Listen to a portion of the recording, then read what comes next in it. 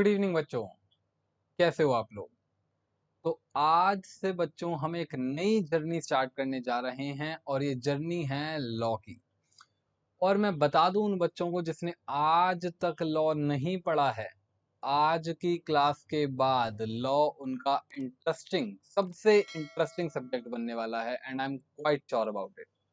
तो बच्चों, लॉ की जर्नी सिर्फ जर्नी उतनी नहीं है कि आपको मार्क्स स्कोर करने हैं अपने एग्जाम्स में। नो बच्चों, लॉ एक ऐसा टॉपिक है, ऐसा कॉन्सेप्ट है जो लाइफ के हर एक सिचुएशन में काम आना है। आप कल को जॉब करने जाओगे, नया बिजनेस सेटअप करने की कोशिश करोगे, हर जगह लॉ से आपको टैकल होना पड़ेगा। चलो ये सब बातें छोड़ो। हर किसी की, आजकल के यंगस्टर्स की दिल एक ख्वाहिश है अपने बाबू शोना से शादी करने की। वहां पे भी आपको कुछ लॉज से टैकल करना पड़ेगा। जैसे कि अगर आप हिंदू हो तो हिंदू लॉज के रीति रिवाजों के हिसाब से शादी होगी, मुस्लिम हो तो मोमडन लॉ के हिसाब से शादी होगी। तो वहां भी लॉज एक इम्पॉर्टेंट रोल प्ले करते हैं। तो हर एक फील्ड में लॉ की बहुत ही इंपॉर्टेंस है बच्चों। एंड लॉ है क्या? सर, लॉ के बारे में बोला जाए तो सर, लॉ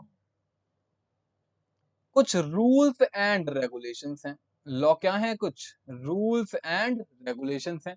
कुछ रूल्स एंड रेगुलेशंस कैसे सर? जैसे कि आप लोग मोटर व्हीकल्स तो चलाते ही होंगे, स्कूटी, स्कूटर, बाइक्स, गाड़ी। तो कुछ रूल्स को फॉलो करना जरूरी है। Yes sir. रेड लाइट पे रुकना जरूरी है। बाइक या टू व्हीलर्स चलाते समय हेलमेट पहनना जरूरी है, सीट बेल्ट लगाना जरूरी है। तो कुछ रूल्स एंड रेगुलेशंस को फॉलो करना जरूरी है। तो क्या सर इन्हीं रूल्स एंड रेगुलेशंस को लॉ कहा जाता है? भाई, अगर एक लेमैन की बातों से समझें या उससे पूछें तो वो तो यही जवाब देगा कि sir rules and regulations is what? Law. But अगर एक प्रोफेशनल के नजरिए से आंसर जानना चाहते हो तो सिर्फ रूल्स एंड रेगुलेशंस नहीं, वो रूल्स एंड रेगुलेशंस जो जुडिशरी से एनफोर्सिएबल हैं, जो कहां से एनफोर्सिएबल बाय जुडिशरी हैं, वो लॉ है। सर, जुडिशरी का मतलब कोर्ट्स, जुडिशरी का मतलब कोर्ट्स। जैसे कि मैं आज कह दूं अपने सारे स्टूडेंट्स से कि भाई मेरी क्लास में जो भी आएगा वो फुटवेयर पहन के नहीं आएगा, बेयर फुट आना। ठीक है जी। तो बताना, ये जो मैंने अपनी क्लास को अटेंड करने के लिए एक रूल बना दिया, can I say it a law? Answer is no. पर ये लॉ नहीं है, ये तो एक रूल है। अच्छा, फिर लॉ क्या है? सर, वो रूल लॉ का दर्जा लेता है जो कोर्ट में एनफोर्स करवाया जा सके। जैसे कि आपको किसी भी टू व्हीलर चलाने से पहले लाइसेंस बनवाना पड़ता है, ऐसा लॉ बना हुआ है इस एक्ट के तहत, मोटर व्हीकल एक्ट। कभी भी देखना, आपका अगर चालान कटेगा तो एक एक्ट का नाम ऊपर रेड से लिखा होगा, एमवी एक्ट 2000। तो वो लॉ कहता है कि आपको लाइसेंस बनवाना पड़ेगा और नहीं बनवाओगे तो चालान भरना, वरना कोर्ट में पेशी होगी आपकी। तो वो रूल्स जो कोर्ट में एनफोर्स करवा सकते हो वो लॉ का दर्जा पाते हैं। क्या बात समझ पा रहे हो? तो लेमैन के नजरिए से और प्रोफेशनल के नजरिए से रूल्स एंड लॉ में फर्क है। क्या बात समझ में आती है? हर रूल लॉ नहीं बन सकता, but yes, every law is a rule also. क्या ये बात समझ पा रहे हो आप? तो समझना, वो सारे के सारे रूल्स जो कोर्ट में एनफोर्स करवाए जा सकें वो बनते हैं लॉ। तो सर, कौन कौन से रूल्स, या फिर आप ये बताओ कैसे उन रूल्स को लॉ बनाया जाए, हमें ये सिखा दो। तो क्वेश्चन ये आता है, how law is made in India. Law को कैसे मेड, बनाया जाए या इनैक्ट करा जाए, हाउ लॉ इज मेड और इनैक्टेड इन इंडिया। हम तो इंडिया के रूल्स की बात कर रहे हैं। सर, ये सिखा दो हमें। अगर आप ये सिखा दोगे तो हम रूल्स और लॉ में डिफरेंशिएट कर पाएंगे। बिल्कुल। तो बच्चों जैसा कि मैंने आपको एक चीज बताई, कभी भी लॉ को इस नजरिए से मत पढ़ना कि सर हमें सिर्फ एग्जाम्स क्लियर करना है, डिग्री लेनी है, बस फिर तो कुछ नहीं। नो बच्चों, हर एक फील्ड पर, हर एक स्टेप पर आपको लॉ की जरूरत पड़ने वाली है। इवन आप सिर्फ क्लासेस मान लो अटेंड करने जा रहे हो कहीं, और आपको पुलिस वाले ने पकड़ लिया, कहा जी चलान काटूंगा आपका, लाइसेंस दिखाओ, ये दिखाओ, फलाना दिखाओ, और आपको कुछ उल्टे सीधे चलान पकड़ा दिए, वहां भी आपको लॉ की इंटरप्रिटेशन लगानी पड़ेगी कि जी मेरा कितने का चलान बनता है, क्या चलान से बचने का कोई तरीका है, क्या कोई और तरीका या वे कुछ है जिससे चलान से बचा जा सके। तो हर एक छोटे से छोटे स्टेप पर लॉ की जरूरत है। इसलिए लॉ को सिर्फ एग्जाम्स के पर्पज से मत पढ़ना, लॉ को ऐसे पढ़ना कि रियल लाइफ में उसको अप्लाई कर सको, हर एक जगह पे उसको अप्लाई करके आप बच सको, निकल सको चीजों से। यही आपका काम होने वाला है आगे प्रोफेशनल लाइफ में। तो इसलिए हर एक चीज को पढ़ते हुए चलेंगे। हाँ, मैं ये बात मानता हूँ कि जो ये मैं टॉपिक पढ़ाने वाला हूँ अभी फर्स्ट, वो कुछ बच्चों ने पढ़ रखा होगा, बट हम एक जीरो से स्टार्ट कर रहे हैं, तो सब कुछ पढ़ते हुए चलेंगे। कई ऐसे बच्चे हैं जो लॉ पढ़ ही पहली बार रहे हैं, उनके लिए हमें सारा बेस बनाना पड़ेगा। बस आज की पहले 20 मिनट्स हम लॉ को बनना सीखेंगे, बेसिक बातें करेंगे, उसके बाद हर क्लासेस में प्रोविजंस और केस लॉज ही समझनी है। तो समझते हैं लॉ कैसे बनाया जाता है। आप मुझे बताओ, लॉ को बनाने की जरूरत है तभी तो लॉ बनाएंगे, या अपनी मर्जी से बैठे बिठाए लॉ बना दे। मान लो जी प्रधानमंत्री को रात को सपना आया, चलो जी सुबह कानून बनाएंगे, और सुबह पार्लियामेंट में भागे भागे पहुंचे, अपने सारे मिनिस्टर्स को बुलाया, कहा जी लॉ बनाते हैं। क्या ऐसा होता है? No sir. पूरा का पूरा एक सिस्टम होगा, एक नीड होगी कि भैया लॉ को बनाने की जरूरत ही है वो, और कुछ रास्ता ही नहीं बचा, तब भी उसको बनाएंगे। यानी कि क्या मैं कह सकता हूँ सर, आप कुछ ना कुछ प्रॉब्लम्स फेस कर रहे होगे।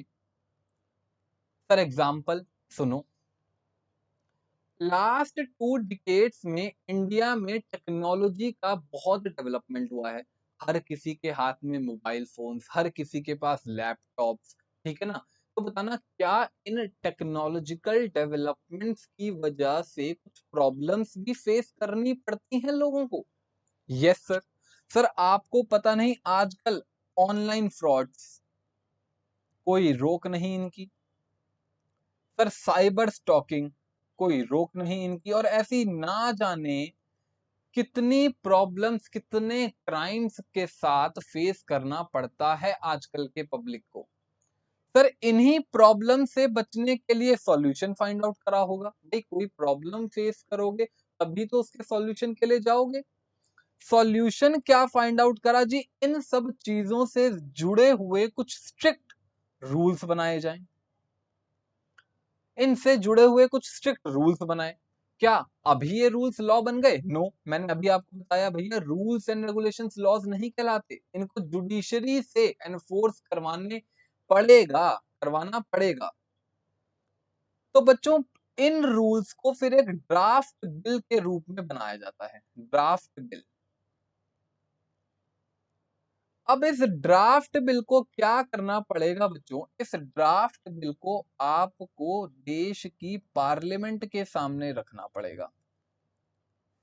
अब कुछ बच्चे पार्लियामेंट में भी थोड़ा सा कंफ्यूज रहते हैं, क्योंकि उनको अपना कंट्री का लेजिस्लेटिव स्ट्रक्चर नहीं पता।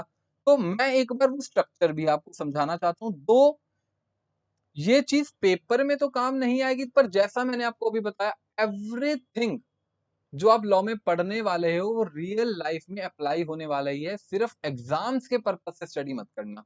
पूरा लेजिस्लेटिव स्ट्रक्चर एक बार समझो हमारे देश का है क्या। बच्चों हमारे देश की जो गवर्नमेंट है वो ड्यूअल पावर गवर्नमेंट है। यानी कि कुछ पावर्स किसके पास हैं? सेंट्रल गवर्नमेंट के पास हैं। कुछ पावर्स किसके पास हैं? स्टेट गवर्नमेंट के पास हैं। ये सारी की सारी पावर्स गवर्नमेंट ने डिराइव कहां से करी हैं?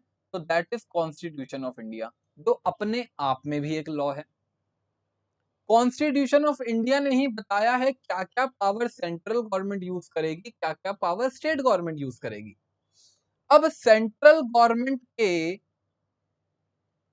ऑपरेशंस हैं पार्लियामेंट के तहत, और स्टेट गवर्नमेंट के जो ऑपरेशंस हैं वो हैं असेंबली बोलते हैं उन्हें, जो वो डिसीजंस वगैरह लेती है उसकी मीटिंग को असेंबली बोला जाता है। सर पार्लियामेंट के अगेन दो लेवल्स हैं, पार्लियामेंट के अगेन कितने लेवल्स हैं? दो। एक है सर लोअर हाउस का पार्लियामेंट और एक है अपर हाउस, जबकि असेंबली में ऐसा नहीं है, असेंबली में एक ही हाउस है। तो बच्चों लोअर हाउस है इसे बोलते हैं लोकसभा। आप लोगों ने अभी सुना होगा 2019 में लोकसभा इलेक्शंस हुए हैं जिसमें बीजेपी जीती है, और एक होती है अपर हाउस जिसे बोलते हैं राज्यसभा। बच्चों लोकसभा में टोटल जो मेंबर्स अप्रूव्ड हैं कॉन्स्टिट्यूशन के तहत जितने हो सकते हैं वो हैं 552 मेंबर्स। मैक्सिमम मेंबर्स कितने हो सकते हैं? 552। और राज्यसभा में जितने अप्रूव्ड मेंबर्स हैं वो हैं 250 मेंबर्स की, मैक्सिमम 550 मेंबर्स हो सकते हैं। अच्छा, असेंबली को कोई हाउस नहीं है लोअर, यहाँ पर एक ही हाउस है जिसे बोलते हैं विधानसभा। तो Lok Sabha lower house of parliament, Rajya Sabha upper house of parliament and Vidhan Sabha is assembly of state government. Vidhan Sabha के मेंबर्स जो होते हैं वो स्टेट वाइज होते हैं, जैसे कि दिल्ली के अंदर 70 सीट्स पर इलेक्शन होते हैं, यूपी में इससे ज्यादा है क्योंकि हमारे से बड़ी स्टेट है यूपी। अब 552 में से बच्चों जो प्रेजेंट मेंबर्स जो इस टाइम मेंबर्स हैं चेंज हो सकते हैं, ठीक है। इस टाइम 545 मेंबर्स बैठे हुए हैं, इस टाइम जो मेंबर्स बैठे हुए हैं पार्लियामेंट में लोअर हाउस की वो हैं 545। अच्छा, राज्यसभा में 245 मेंबर्स बैठे हुए हैं, बाकी सीट्स वैकेंट है। और विधानसभा में स्टेट वाइज मेंबर्स है, सबके मैं बता नहीं सकता। अब जो लोकसभा और राज्यसभा के मेंबर्स बनते हैं इनको बोलते हैं, अच्छा पहले इनका सिलेक्शन प्रोसीजर बता दो, पहले इनका सिलेक्शन प्रोसीजर। बच्चों लोकसभा के मेंबर्स आप लोग आम जनता, सिटीजन्स ऑफ इंडिया वोटिंग के द्वारा चुनते हैं। इनके मेंबर्स कैसे इलेक्ट होते हैं? Elected by general elections. आप सबको पता है इलेक्शंस होते हैं हर 5 साल में, जैसे कि आपको पता है 2014 में इलेक्शंस हुए बीजेपी जीती, 2019 में इलेक्शंस हुए बीजेपी जीती। तो वो इलेक्शंस किसके हैं? लोकसभा के। अगले इलेक्शन अब कब है? 2024 में लोकसभा के। तो इन 552 मेंबर्स पर जनरल पब्लिक वोट करती है अपने डिजायर्ड कैंडिडेट पर। 2 से 3 महीना इनकी वोटिंग चलती है, ठीक है ना। उसके बाद इलेक्शन कमीशन ऑफ इंडिया क्या करती है? अपना विनर को डिक्लेयर करती है। राज्यसभा के मेंबर्स बच्चों इलेक्ट करे जाते हैं, इलेक्टेड बाय। इनके मेंबर्स को हम लोग इलेक्ट नहीं करते, लोकसभा के जीते हुए मेंबर्स ही राज्यसभा को इलेक्ट करते हैं। These are elected by Lok Sabha members. इनके कुछ मेंबर्स लोकसभा मेंबर्स इलेक्ट करते हैं। बच्चों कुछ मेंबर्स कॉन्स्टिट्यूशन कहता है प्रेसिडेंट अपने बिठाएंगे। कॉन्स्टिट्यूशन ने कहा है 12 राज्यसभा के मेंबर्स प्रेसिडेंट के होंगे, और कुछ स्टेट मेंबर्स, ये जो स्टेट रिप्रेजेंटेटिव्स, ये जो विधानसभा के मेंबर्स हैं, ये 3 लोग मिलके वो 250 मेंबर्स का इलेक्शन करते हैं। तो जनरल पब्लिक ने लोकसभा को चुना, लोकसभा ने राज्यसभा को चुना, और कुछ प्रेसिडेंट ने चुने, कुछ स्टेट रिप्रेजेंटेटिव्स ने चुने। विधानसभा के मेंबर्स डायरेक्टली अपॉइंट होते हैं, वही जनरल इलेक्शन से, इलेक्टेड बाय इलेक्शंस। आपको पता है हर स्टेट वाइज वोटिंग होती है, जैसे दिल्ली में आपकी सरकार है, आपको जिताया है, अपना यूपी में बीजेपी की सरकार है, ठीक है ना, गुजरात में बीजेपी की सरकार है। तो ये है पूरा का पूरा स्ट्रक्चर, हमारा लेजिस्लेटिव स्ट्रक्चर। आप लोग पूरा इस चीज का स्क्रीनशॉट ले लो एक बार, पूरा का पूरा स्क्रीनशॉट ले लो।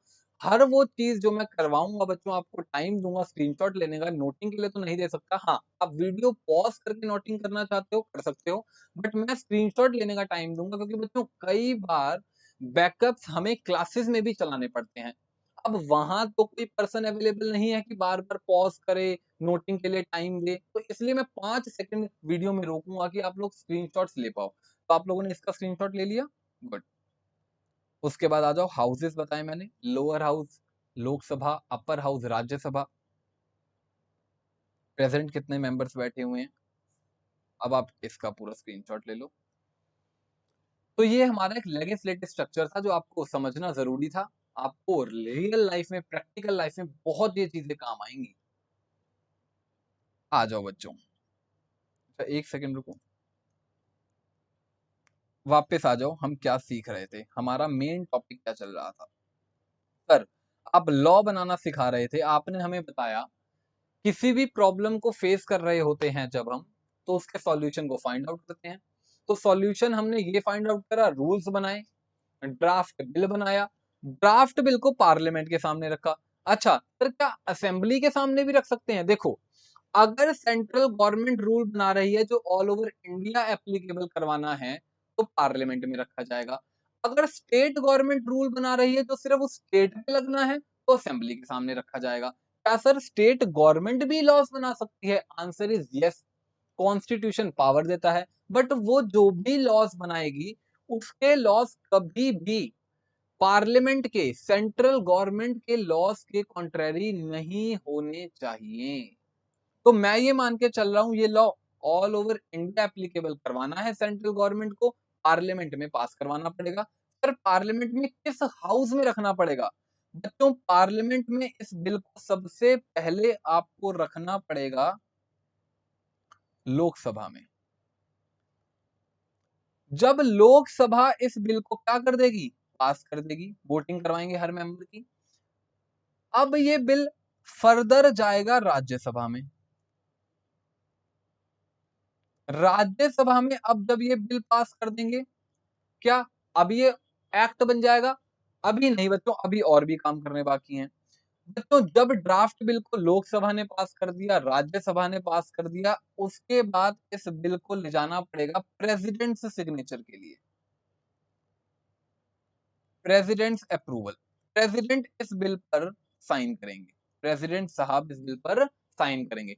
जब प्रेसिडेंट साहब ने इस बिल पर साइन कर दिए, अब फाइनली इस बिल को पास मान लो, और इस बिल की एक निकलेगी इनएक्टमेंट डेट।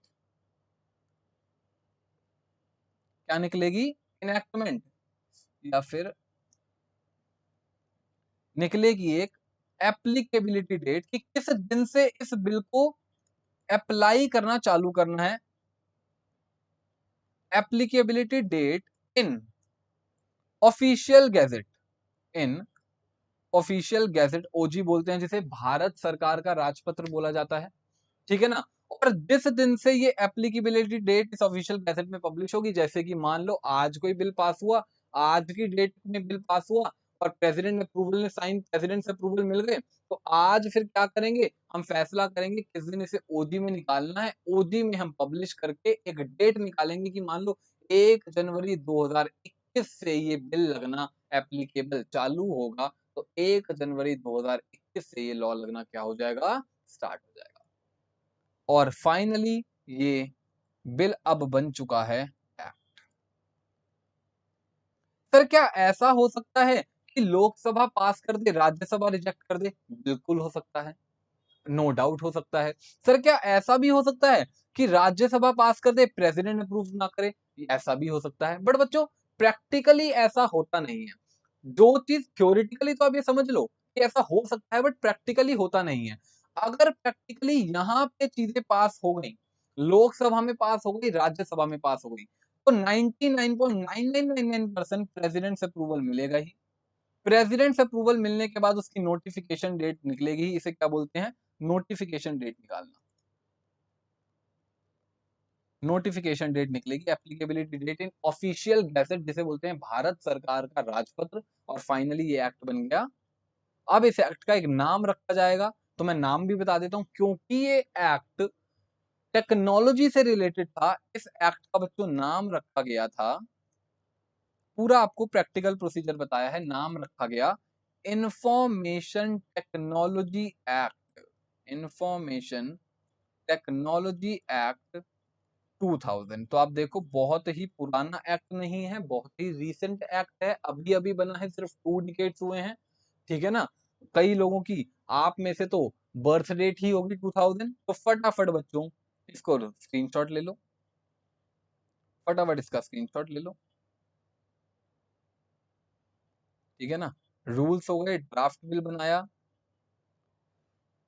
लोकसभा का अप्रूवल, प्रेसिडेंट से अप्रूवल, फटाफट आप इसका स्क्रीनशॉट ले लो, फिर आगे चलें।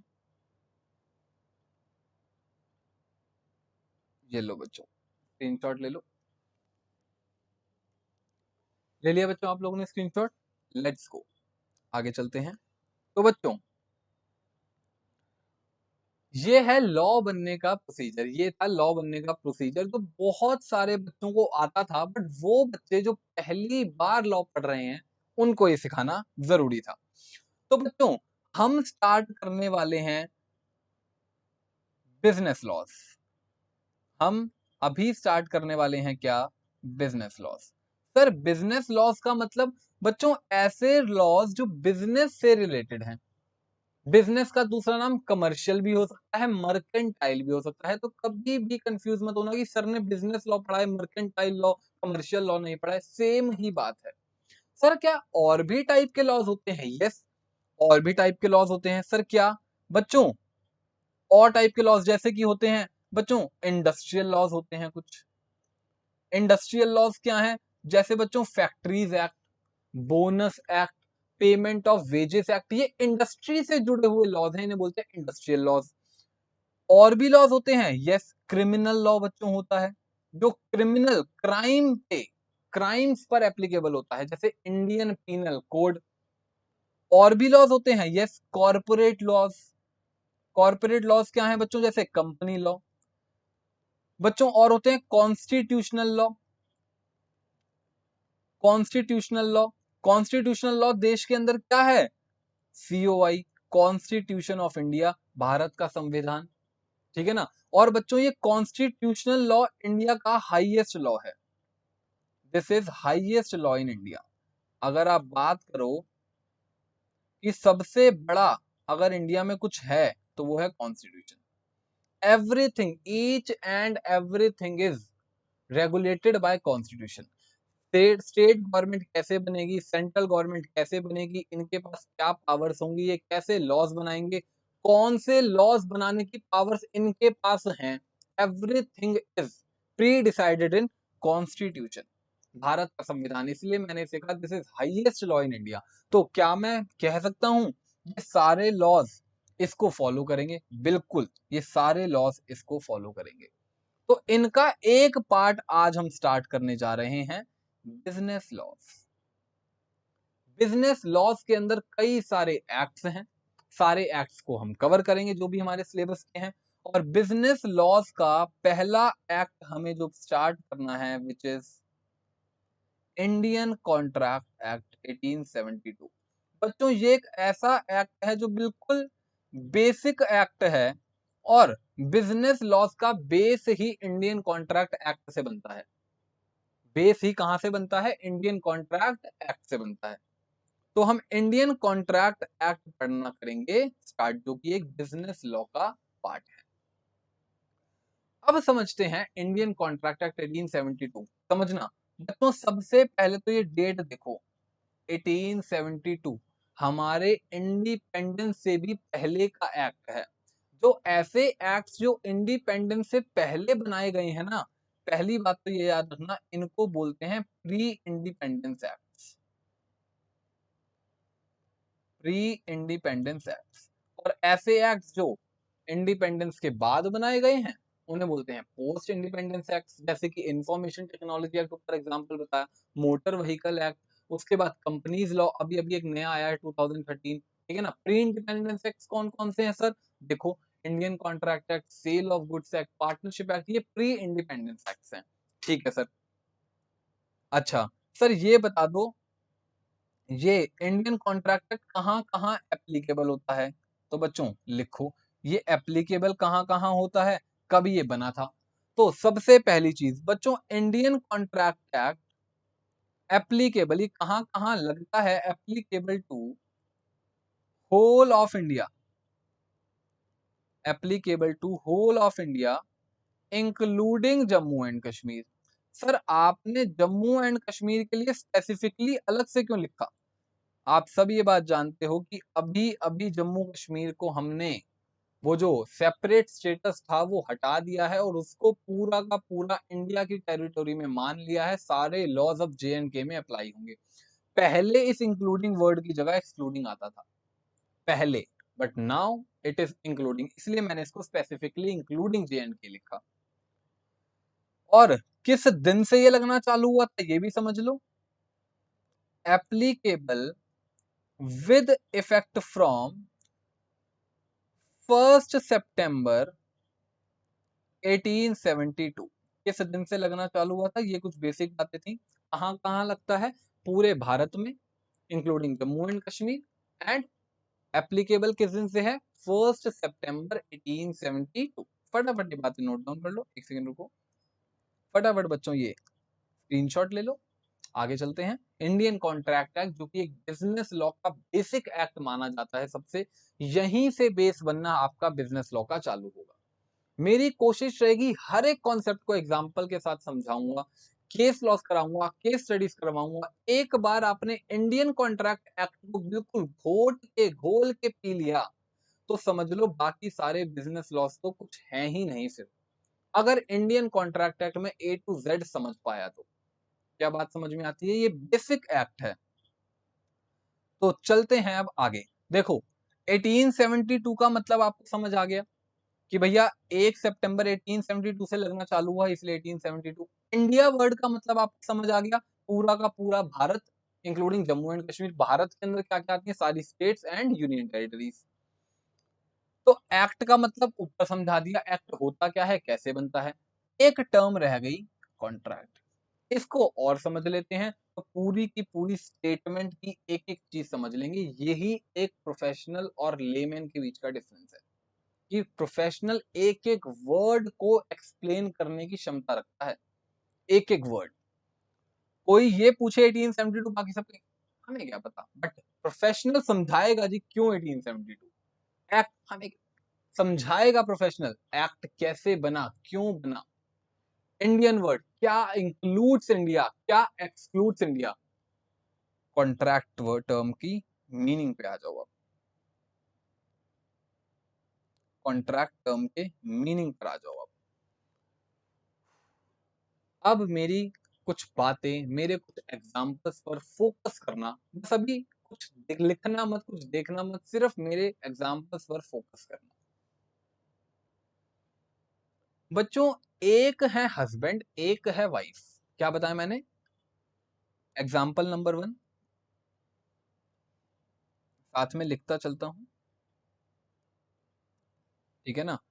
एग्जाम्पल नंबर 1 में दे रहा हूं, एक है हस्बैंड और एक है वाइफ।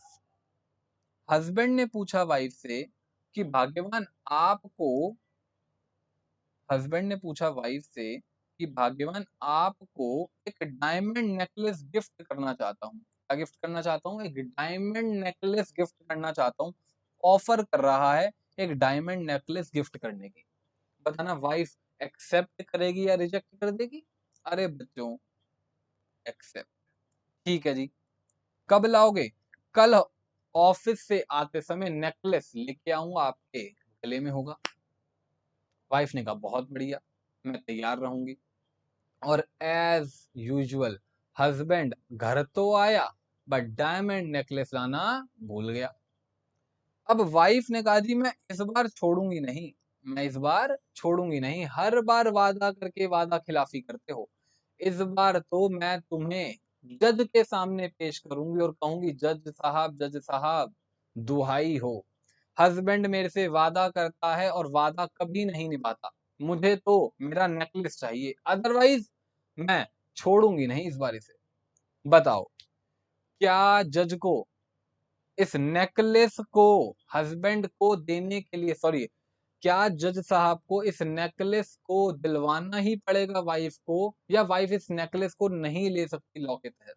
बताओ क्या डिसीजन हस्बैंड के फेवर में आना चाहिए या वाइफ के फेवर में आना चाहिए? बताओ। ऑफर भी करा था, एक्सेप्ट भी करा था। चलो इस एक केस का आंसर आप लोग मन में सोच लो, फिर बाद में डिस्कस करता हूँ। जब तक एग्जाम्पल नंबर 2 डिस्कस कर लेता हूँ। जी, मेरा फ्रेंड एक मेरे पास आया। मैंने कहा हाँ भाई, क्या हाल चाल? क्या था भाई? बहुत बढ़िया, तेरे लिए खुशखबरी है। मैंने कहा बता। भाई मैं शादी कर रहा हूँ। मैंने कहा बहुत बढ़िया, बहुत बड़ी खुशखबरी है। कुछ टाइम बाद जो भी दुख की खबर बन जाए, अभी तो खुशखबरी है। बता भाई। ये ले भाई मेरी शादी का कार्ड, और पहुंच जाइयो, तेरे लिए स्पेशल इंतजाम करा है मैंने, तू मेरा बचपन का दोस्त है, और टाइम पर पहुंच जाइयो। मैंने कहा फिक्र मत कर। कितने बजे से रखी है सेरेमनी? कहता भाई 7 बजे। मैंने कहा 6:30 बजे तेरा भाई पहुंच जाएगा।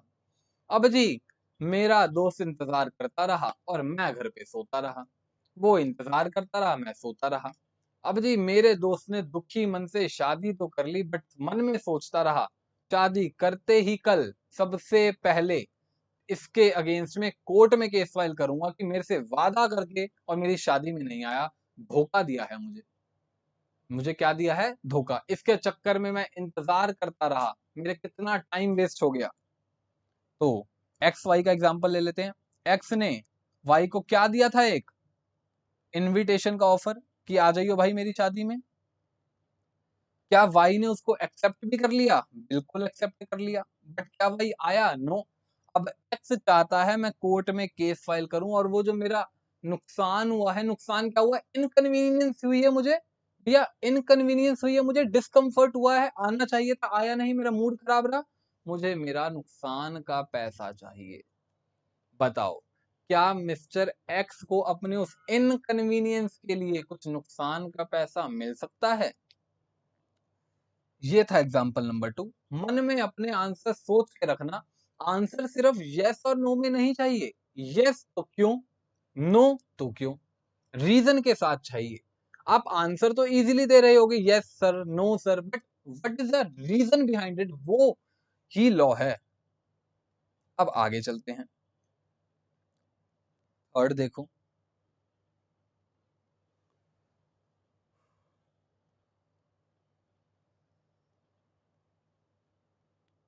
थर्ड देखो। अब जी, एक दो एग्जांपल हो गए, हस्बैंड और वाइफ। तीसरा, एक थे बच्चों मिस्टर ए, और एक थे बच्चों मिस्टर बी। ए ने बी को कहा, अरे भाई, मैं तुझे अपना घर बेचने का प्लान कर रहा हूँ। क्या बेचने का प्लान कर रहा हूँ? घर। खरीदेगा? मैं सोच रहा हूँ 50 लाख का बेच दूं। बी कहता है जी बिल्कुल, क्या दिक्कत है? ए ने ऑफर करी, बी ने कहा बिल्कुल जी, क्या दिक्कत है, मैं खरीदने के लिए तैयार हूँ। बी ने इस ऑफर को एक्सेप्ट कर लिया। अब जी, ए ने बेचने का वादा तो कर दिया, बट जब भी पैसे लेकर पहुंचा तो ए कहता है नहीं भाई, मैं तो अब ये घर नहीं बेच सकता। मेरे घर वाले जो हैं इसको बेचने से मना कर रहे हैं। वो कह रहे हैं जी हमारी यादें जुड़ी हैं इस घर के साथ, हम इस घर को बेच नहीं पाएंगे, और मैं अब तुझे नहीं बेच सकता, आई एम सॉरी। बी ने कहा जी सॉरी वॉरी नहीं चलता इन चीजों में, एक बार वादा कर दिया तो निभाना पड़ेगा, वरना चल पड़ रहा हूं मैं कहाँ? वहीं। जज साहब दुहाई हो, मुझसे वादा करा था और अब वादा खिलाफी कर रहे हैं। मुझे तो वो घर चाहिए, अदरवाइज मेरे नुकसान का पैसा दो। जो भी मुझे डिस्कम्फर्ट हुआ, इनकन्वीनियंस हुआ, मैंने तो पूरी मार्केट में गा दिया था कि मैं घर खरीद रहा हूँ। सोचो मेरी गुडविल का क्या होगा, मेरी इमेज का क्या होगा। मुझे तो मेरा नुकसान का पैसा चाहिए या घर चाहिए। बताओ, क्या बी को कुछ भी लॉ के द्वारा, जज के द्वारा कुछ न्याय मिल सकता है या नहीं मिल सकता? मन के अंदर आंसर सोच के रखना, रीजन के साथ। जब मैं दूंगा तो अपने आंसर को कंपेयर करना। आगे आते हैं। बस ये लास्ट एग्जांपल है, इसके आगे नहीं। एक थी गर्लफ्रेंड और एक था उसका बॉयफ्रेंड। जी, गर्लफ्रेंड ने बॉयफ्रेंड को कहा कि मैं सोच रही हूँ तेरे साथ एक मूवी देखने चलूं, सारा खर्चा मेरी तरफ से, एक नाइट शो देखने चलते हैं। हस्बैंड बॉयफ्रेंड ने कहा जी बहुत बढ़िया। बताना बॉयफ्रेंड हाँ कहेगा या ना? अरे भाई, निकी और पूछ मुछ चलो। बट इतना ही नहीं, तुम मुझे मूवी दिखा रहे हो तो मैं भी तुम्हें एक 5 स्टार होटल में क्या कराऊंगा? डिनर। बढ़िया सा एक 5 स्टार होटल में मेरी तरफ से डिनर। दोनों ने एक दूसरे से वादा कर दिया। अब जी, गर्लफ्रेंड ने तो वादे के मुताबिक मूवी दिखा दी, कोई दिक्कत नहीं है। जब बॉयफ्रेंड की बारी आई डिनर करवाने की, तो ले गया वो एक जगह, वहां पे लिखा था 5 स्टार होटल ढाबा। आप देखो ना, dhaba 5 star hotel, 5 star dhaba, ऐसे एक ढाबे में ले गया। अब जी गर्लफ्रेंड को बैठा, देखो वादा करा था 5 स्टार होटल में कराऊंगा, देखो कितना बढ़िया 5 स्टार होटल है, बैठो मेरे साथ डिनर करो। अब जी गर्लफ्रेंड ने भूख में खा तो ली 2 रोटी, बट उसने कहा सुबह बात करूंगी तेरे से, एक बार कोर्ट ओपन हो जाने दे। और सुबह जाते ही जज साहब के सामने, जज साहब दुहाई, वादा करके वादा खिलाफी, मुझे ले गया ढाबे के अंदर रोटी खिलाने। बताओ जरा, मैं वहां पे रोटी खाने लगती हूँ आपको? बताओ। गर्लफ्रेंड कह रही है मुझे मेरे मूवी का पैसा वापस दे दो, मुझे और कुछ नहीं चाहिए, मैं तो इसको लात मार रही हूँ, मेरे मूवी का पैसा दिलवा दो। बताओ वो मूवी का पैसा मिल सकता है या नहीं मिल सकता? फटाफट इन 4 केसेस के आंसर्स विद रीजन सोच के रखो, फिर डिस्कस करते हैं इन्हें आगे।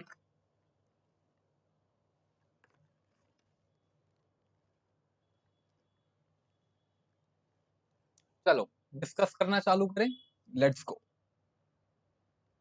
सबसे पहले आता है हस्बैंड एंड वाइफ का केस। क्या वाइफ अपने किसी भी नुकसान का पैसा या कोई राइट एनफोर्स करवा सकती है, ये क्वेश्चन है।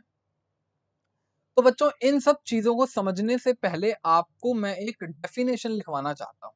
आप डेफिनेशन समझना, डेफिनेशन के अकॉर्डिंग सारी चीजें समझेंगे और करेंगे। पहली डेफिनेशन है बच्चों, इंडियन कॉन्ट्रैक्ट एक्ट की पहली डेफिनेशन करवाने जा रहा हूं, जो है प्रॉमिस की। लॉ कहता है एक प्रॉमिस का मतलब ऑफर प्लस एक्सेप्टेंस। प्रॉमिस मतलब वादा, जिसे हिंदी में वादा बोलते हैं। ऑफर प्लस एक्सेप्टेंस यानी एक पार्टी, एक पर्सन ने ऑफर दी और सामने वाले पर्सन ने उस ऑफर को एक्सेप्ट कर लिया, वो बन जाता है एक प्रॉमिस। ठीक है सर। तो क्वेश्चन ये है कि इनमें से कौन कौन से केसेस प्रॉमिस बने, कौन से केसेस प्रॉमिस की डेफिनेशन में कवर होते हैं? क्या पहला केस होता है? Yes sir. क्या दूसरा केस होता है? Yes sir. देखो offer plus acceptance, offer plus acceptance. क्या तीसरा केस होता है? Yes sir. क्या फोर्थ केस होता है? Yes sir. यानी कि आप कह सकते हो कि सर सारे के सारे ये जो आपने केसेस हमें लिखवाए हैं, ये सारे लॉ की नजरों में प्रॉमिस हैं। ठीक है, अब आगे समझो। ये तो हो गया प्रॉमिस। अब एक टर्म का मतलब समझना। एक टर्म है जिसके ऊपर पूरा का पूरा एक चैप्टर बेस्ड है, टर्म का नाम है कंसीडरेशन। क्या नाम है बच्चों? कंसीडरेशन। कंसीडरेशन का मतलब होता है समथिंग इन रिटर्न। क्या मतलब होता है? Something in return. समझना, समथिंग इन रिटर्न का मतलब, मैं मार्केट में एक पेन खरीदने गया, मार्केट में एक पेन खरीदने गया, मैंने उसको 50 रुपए दिए, उसने मुझे पेन दिया, बताना मेरे लिए समथिंग इन रिटर्न क्या है? पेन। उस शॉपकीपर के लिए समथिंग इन रिटर्न क्या है? 50 रुपए। क्या दोनों पार्टीज के लिए कुछ ना कुछ कंसीडरेशन है? Yes sir. इसे बोलते हैं कंसीडरेशन। बदले में समथिंग इन रिटर्न क्या मिल रहा है? बताना। क्या हस्बैंड को कुछ कंसीडरेशन मिल रहा था? Answer is no. क्या वाइफ को मिल रहा था? नेकलेस। एक पार्टी के लिए था, एक पार्टी के लिए नहीं था। क्या एक्स को, जिसने इनविटेशन दिया था, क्या उसको कुछ कंसिडरेशन मिल रहा था? बताओ, क्या उसको कुछ कंसिडरेशन मिल रहा था? Answer is no. या चलो हम मान लेते हैं कि एक बार को उसको सेल्फ सेटिस्फेक्शन मिल रही थी, कंसिडरेशन मिल रहा था। बट क्या वाई को कुछ कंसिडरेशन मिल रहा था? नो। वाई को क्या कंसिडरेशन मिल रहा था? बताओ। कुछ कंसिडरेशन नहीं था। अच्छा, क्या ए को कुछ कंसिडरेशन मिल रहा था? इस पूरी ट्रांजैक्शन में क्या ए को कोई कंसिडरेशन मिल रहा था? यस। ए को मिलते 50 लाख रुपए, 50 लाख रुपए मिलते अपना घर बेचता तो। बी को क्या मिलता? सर बी को घर मिलता। दोनों पार्टीज को कंसिडरेशन मिल रहा था। ठीक है। अच्छा, गर्लफ्रेंड को कुछ कंसिडरेशन मिल रहा था? Yes sir. क्या मिल रहा था? डिनर करने का वादा था, हालांकि हुआ नहीं, वो बात डिसरिगार्ड करो। बॉयफ्रेंड को, यस सर, बॉयफ्रेंड को मिल रही थी मूवी देखने को। दोनों पार्टीज के लिए कंसिडरेशन था। फिर से देखो, कंसिडरेशन मतलब समथिंग इन रिटर्न, बदले में क्या मिल रहा है? तो यहाँ पे एक पार्टी को मिल रहा था, यहाँ पे भी एक पार्टी को मिल रहा था, बट अगले दो केसेस में दोनों पार्टी को मिल रहे थे। सर कंसिडरेशन की टर्म समझाई क्यों? बताता हूं। अब इंडियन कॉन्ट्रैक्ट एक्ट की दूसरी डेफिनेशन पढ़ने का टाइम आ गया। दूसरी डेफिनेशन है agreement. What do you mean by agreement?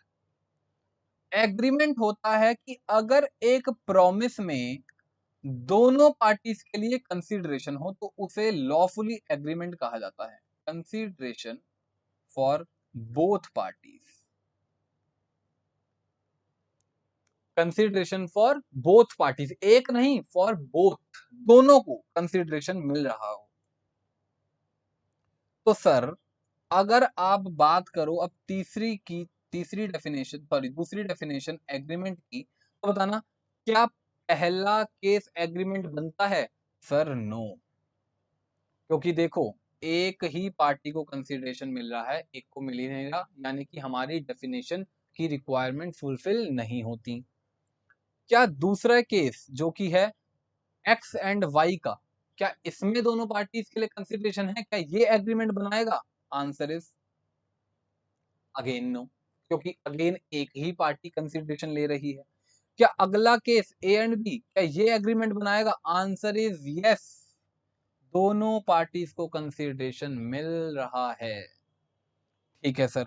And fourth case girlfriend boyfriend वाला, दोनों पार्टीज के लिए कंसीडरेशन है, प्रॉमिस भी है, एग्रीमेंट बनाएगा। क्या यहां तक की बात समझ आती है? Okay sir. अब आपको तीसरी और इस पूरे टॉपिक की सबसे इंपॉर्टेंट टर्म अब बताने जा रहा हूं। अभी तक की जो टर्म्स थी वो बहुत सिंपल थी, अब जो बताने जा रहा हूं इस टर्म का नाम है एनफोर्सिएबिलिटी बाय लॉ। इस टर्म का नाम है एनफोर्सिएबिलिटी बाय लॉ। अब इस टर्म को समझने से पहले एक चीज बताना चाहता हूं बच्चों, किसी भी किसी भी एग्रीमेंट को अगर आप करते हो ना, किसी भी एग्रीमेंट को अगर आप करते हो तो लॉ कहता है इस किसी भी एग्रीमेंट के तीन नेचर हो सकते हैं। कितने नेचर बताए मैंने? There can be three natures. क्या क्या? या तो वो सोशल नेचर का एग्रीमेंट है, रुको ऐसे नहीं करवाता, प्रायोरिटी वाइज करवाता हूं। लॉ कहता है किसी भी एग्रीमेंट के तीन नेचर। जी अगर उस एग्रीमेंट में कमर्शियल ट्रांजैक्शन हो रही हो, what do mean by commercial transaction? Sale, purchase, pledge, hypothecation, या किसी भी तरह का बिजनेस डीलिंग हो रही हो, तो उस ट्रांजैक्शन को आंखें बंद कर कर कमर्शियल नेचर का कह देना। क्या बात समझ में आती है? कैसे नेचर का कह देना? कमर्शियल नेचर का। बट अगर कोई कमर्शियल डीलिंग नहीं है, अगर कोई, मैंने कमर्शियल की स्पेलिंग गलत लिख दी क्या? बट अगर वो कोई भी बिजनेस ट्रांजैक्शन नहीं है, कोई भी कमर्शियल डीलिंग नहीं है, और वहां पे दो फैमिली मेंबर्स, क्या बताया मैंने, दो फैमिली मेंबर्स इन्वॉल्व हैं, तो उसे कह देना डोमेस्टिक नेचर। कैसा नेचर? Domestic nature. जल्दी बताओ। अगर बताना सेल परचेज हो रही हो, घर का खरीदना बेचना, गाड़ी का खरीदना बेचना, पेन का खरीदना बेचना, या किसी भी तरह की सर्विस देना, वो किस ट्रांजैक्शन में आएगी? कमर्शियल नेचर के। अगर दो फैमिली मेंबर जैसे हस्बैंड वाइफ, मदर फादर, उसके बाद सन मदर, तो वो किस ट्रांजैक्शन में आएगी? किस नेचर की आएगी? Domestic nature.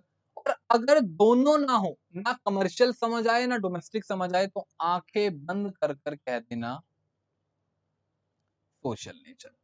तीन नेचर बताए मैंने, राइट? अब इन नेचर के बेसिस पर इन ट्रांजैक्शंस को डिफाइन करने की बारी आ गई।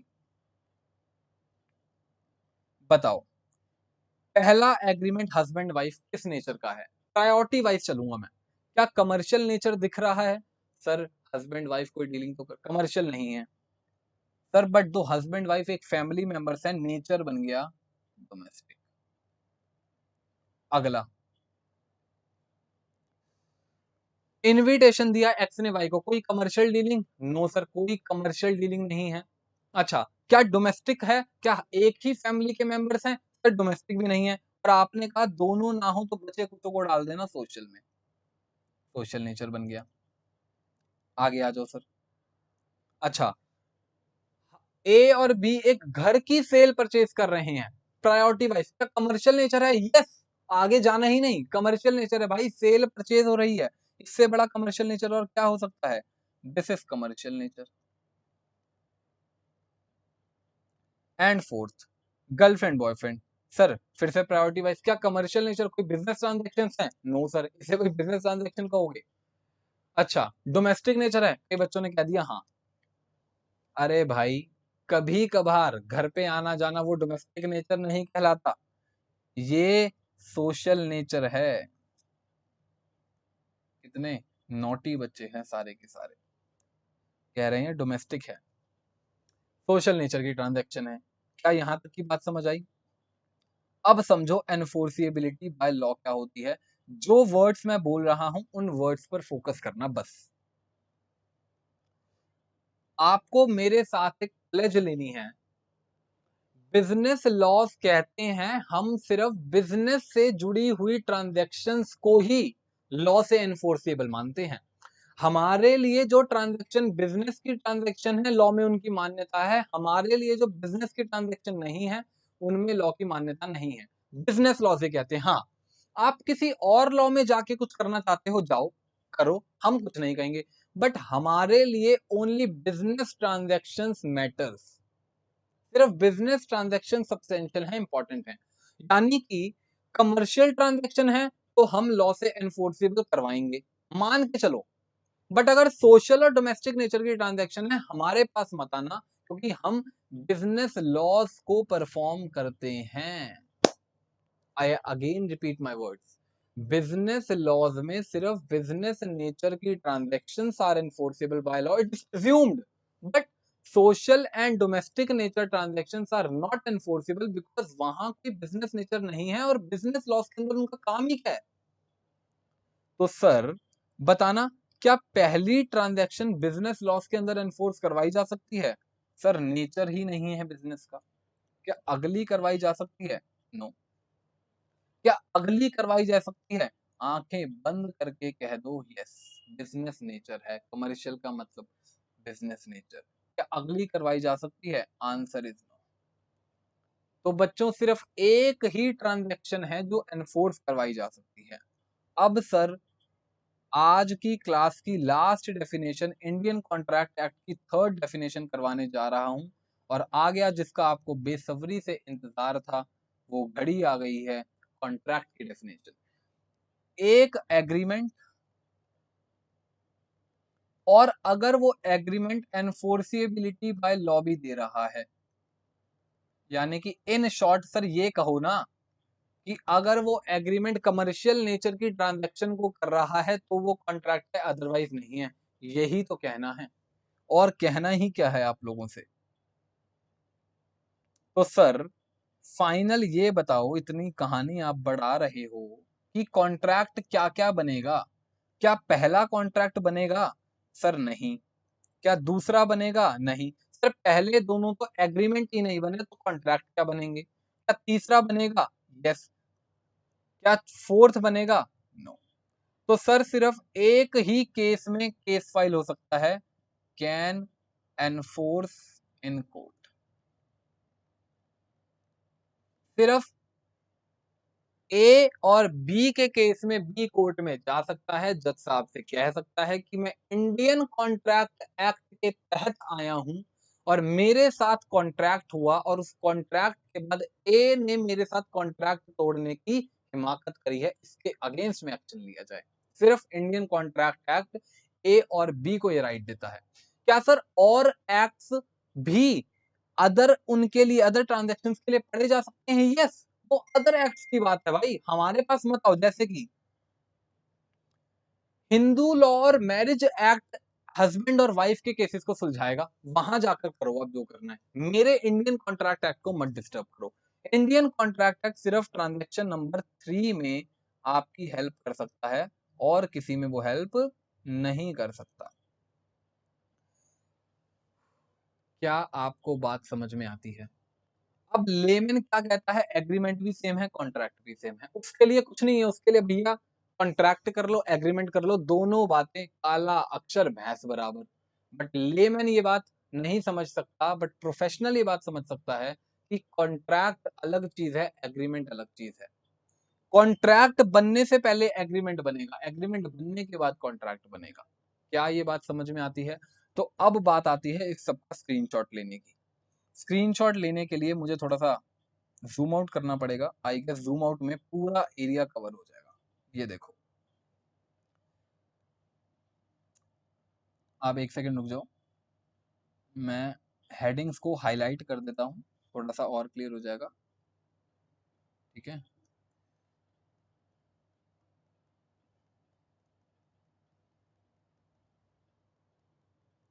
ये हेडिंग्स हो गई हमारी।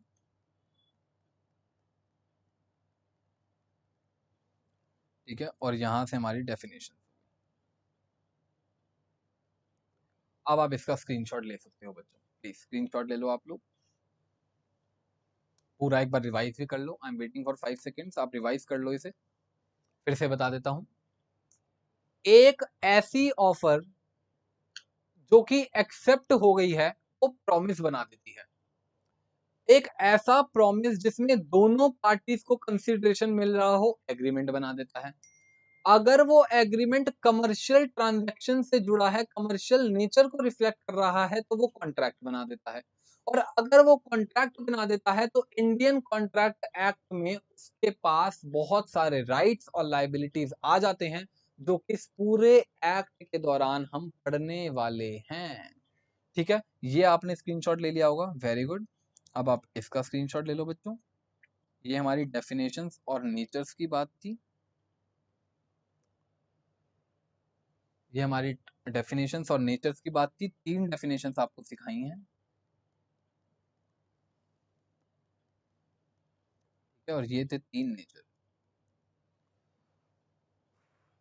टेंशन मतलब, मुझे पता है इन एग्जांपल्स में आपके कुछ डाउट्स होंगे, मैं उनको अभी एफएक्यूज में सॉल्व करवा रहा हूँ, बस एक सेकंड रुक जाओ। ठीक है, कर लिया सब लोगों ने नोट डाउन? चलो जूम आउट, जूम इन कर देते हैं इसको।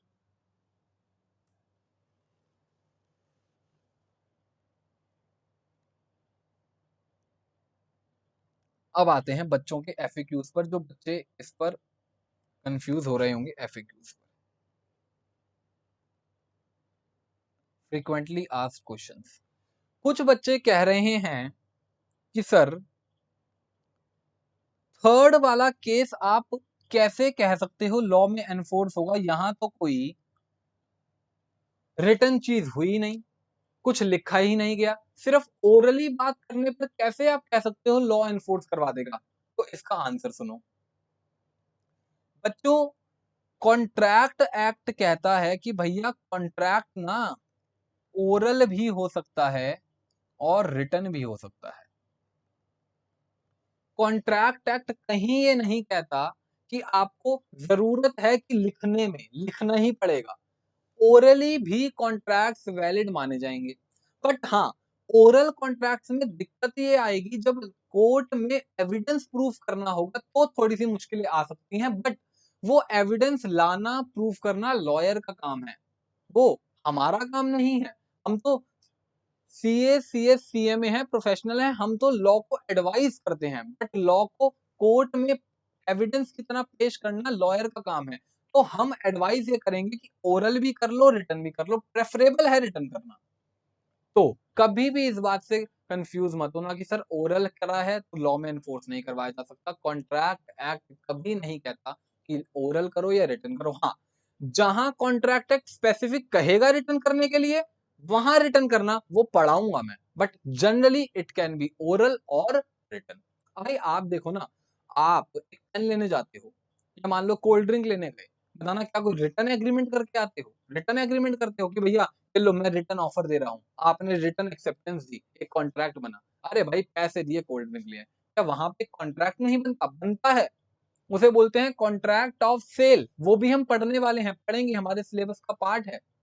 तो हमेशा याद रखना, कॉन्ट्रैक्ट ओरल हो या रिटर्न, वो वैलिड कॉन्ट्रैक्ट माना जाता है। Are you getting my point? ठीक है। दूसरा डाउट बच्चों के मन में ये आता है कि सर हम नेचर को कैसे बांटेंगे? दूसरा डाउट क्या आता है, नेचर कैसे बांटेंगे? तो बच्चों आपको नेचर बांटना है प्रायोरिटी वाइज। प्रायोरिटी वाइज का मतलब, सबसे पहली प्रायोरिटी कमर्शियल को दो। अगर बिजनेस नेचर की ट्रांजैक्शन है तो कमर्शियल, अगर बिजनेस नेचर की ट्रांजैक्शन नहीं है और दो फैमिली मेंबर्स हैं तो डोमेस्टिक, दोनों नहीं है तो सोशल। इस हिसाब से आप नेचर बांटोगे। जब मैं आपको 6-7-10 एग्जांपल्स कॉन्ट्रैक्ट एक्ट में करवा दूंगा ना, with in fraction of seconds आप बता दोगे कि सर ये किस नेचर की ट्रांजैक्शन है, तो इसकी फिक्र मत करो। ठीक है सर। अब बच्चे कई ये भी पूछते हैं कि सर क्यों यहाँ पे क्यों ऐसा होगा? ऐसा तो नहीं होना चाहिए कि वाइफ को राइट्स ना मिले, वाइफ को तो मिलना चाहिए हस्बैंड के अगेंस्ट में राइट। बच्चों मैं खुद कह रहा हूँ कि हस्बैंड के अगेंस्ट में राइट्स मिलेंगे या हस्बैंड को वाइफ के अगेंस्ट में राइट्स मिलेंगे, बट वो राइट्स इंडियन कॉन्ट्रैक्ट एक्ट के अंदर नहीं है, वो यहाँ नहीं मिलेंगे, इस लॉ में नहीं है, अदर लॉज में मिलेंगे। वो अदर लॉज को पढ़ के समझ आएगा, यहाँ पे इसका कोई लेना देना नहीं है। Are you getting my point? Yes sir. अब हमें सारी बातें आई गेस क्लियर होंगी, ठीक है ना? जो हमने बात करी हस्बैंड एंड वाइफ वाले केस की, अदर लॉज में उनके राइट को एनफोर्स करवा सकते हैं। राइट बच्चों, ठीक है ना? ये कुछ एफएक्यूज जो मुझे लगते हैं बच्चों के मन में आएंगे। सबसे बड़ा एफएक्यू जो है वो यही है कि सर ओरल हुआ था, कैसे आपने उसे कॉन्ट्रैक्ट में एनफोर्स करवा दिया। आपको फिर बताता हूं बच्चों, लॉ को हम एडवाइस करते हैं, वी एडवाइज ऑन लॉज कि भैया ये, बट इनको जब कोर्ट में एनफोर्स करवाने की बारी आती है तो वो लॉयर्स करते हैं। लॉयर्स डिग्री होल्ड करते हैं एलएलबी एलएलएम। एलएलबी एक एलएलएम बताएगा कि भैया कैसे एविडेंस लाए जाएं। क्या उस टाइम कोई चश्मदीद गवाह था, क्या कोई कैमरा रिकॉर्डिंग है, क्या कोई ऑडियो रिकॉर्डिंग है जिससे प्रूफ करा जा सके, या कोई व्हाट्सएप मैसेज है, वो एविडेंस कलेक्ट करेगा। अगर सब कुछ आप लोग रिटन ही लिख दोगे तो बताना उस लॉयर की क्या जरूरत है? आप खुद ही जाना, जज के सामने रख देना, ये लो जी रिटन लॉ है, रिटन है सब कुछ, ये रहा जी कल्प्रिट, सजा दे दो। उस एलएलबी लॉयर का क्या काम है? वो इन्हीं कामों के लिए तो है कि जब आप उसको बताओगे सारे केस, वो एविडेंसेस कलेक्ट करेगा और उसको कोर्ट में प्रेजेंट करेगा। क्या बात समझ में आती है? Yes sir. तो बच्चों, सेशन एंड करने से पहले कुछ एक आध क्वेश्चन का आंसर मुझे दे दो जो पेपर में आता है। एक स्टेटमेंट लिख रहा हूं, आपको बतानी है ट्रू और फॉल्स।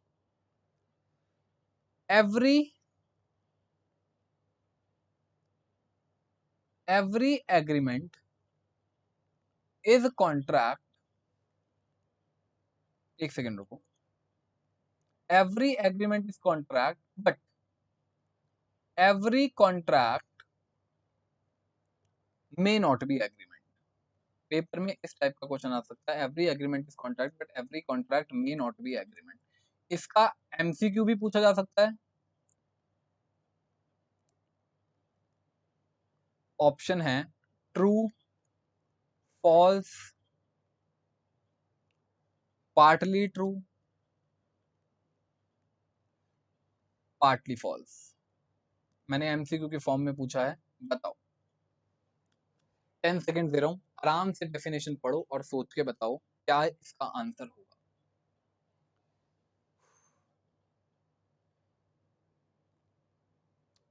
ठीक है बच्चों, इसका आंसर है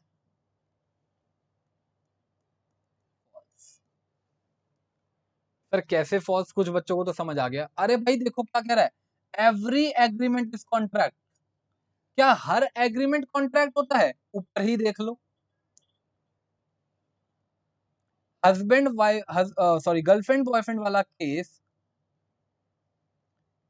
एग्रीमेंट तो बना था बट कॉन्ट्रैक्ट नहीं बना। ये देखो, एग्रीमेंट तो बना था बट कॉन्ट्रैक्ट नहीं बना। अरे भाई एग्रीमेंट में कुछ जोड़ा जाएगा तो वो कॉन्ट्रैक्ट बनेगा, तो जरूरी थोड़ी ना कि हर एग्रीमेंट कॉन्ट्रैक्ट बनेगा, जैसे कि इसमें मैंने बताया। तो सर आंसर क्या हो गया? फॉल्स। आगे की डेफिनेशन पढ़ने की जरूरत ही क्या है, देख लो, बट पढ़ लेते हैं। Every contract may not be agreement, ये भी फॉल्स है।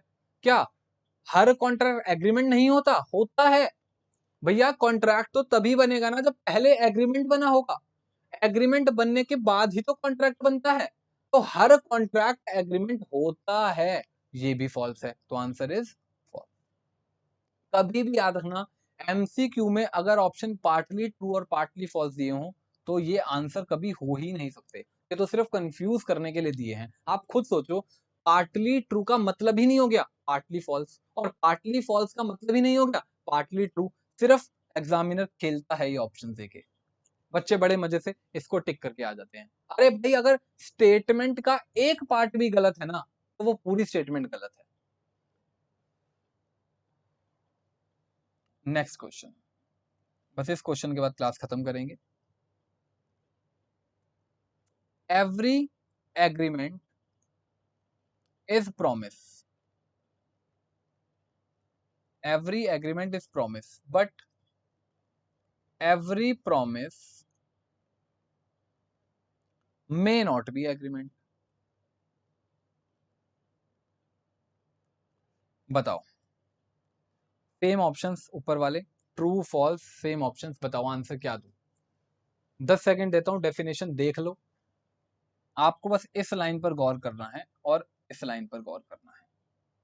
इनमें से एक भी गलत तो पूरी स्टेटमेंट गलत।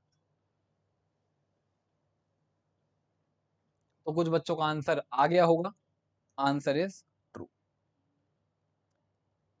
क्या हर एग्रीमेंट प्रॉमिस है? यस, प्रॉमिस बना होगा तभी तो एग्रीमेंट बनेगा। तो हर प्रॉमिस तो एग्रीमेंट है ही है, अनडाउटेडली है, चाहे ऊपर एग्जांपल्स में भी देख लो।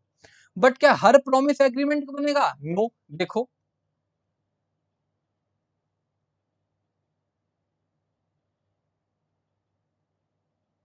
ये प्रॉमिस तो बना बट एग्रीमेंट नहीं बना क्योंकि कंसिडरेशन नहीं था। तो क्या मैं कह सकता हूं हर कॉन्ट्रैक्ट एग्रीमेंट भी है और प्रॉमिस भी है? हर एग्रीमेंट प्रॉमिस है, बट हर प्रॉमिस एग्रीमेंट बने ये श्योर नहीं है, हर प्रॉमिस कॉन्ट्रैक्ट बने ये श्योर नहीं है, हर एग्रीमेंट कॉन्ट्रैक्ट बने ये भी श्योर नहीं है। यानी कॉन्ट्रैक्ट प्रॉमिस भी है, एग्रीमेंट भी है, बट प्रॉमिस एग्रीमेंट हो, एग्रीमेंट कॉन्ट्रैक्ट हो, ये बात में स्टडी करनी पड़ेगी क्या सारे एसेंशियल एलिमेंट्स प्रेजेंट हैं या नहीं है। क्या बात समझ में आती है? फटाफट इन दो क्वेश्चंस का ले लो स्क्रीनशॉट। दोनों क्वेश्चंस डेफिनेशन पर बेस्ड हैं, दोनों क्वेश्चंस डेफिनेशन पर बेस्ड हैं कि every agreement is contract but every contract may not be agreement, this is false. तो आज इसी सेशन को करते हैं, इस सेशन को करते हैं यहीं पे एंड। गुड नाइट बच्चों, बाय बाय।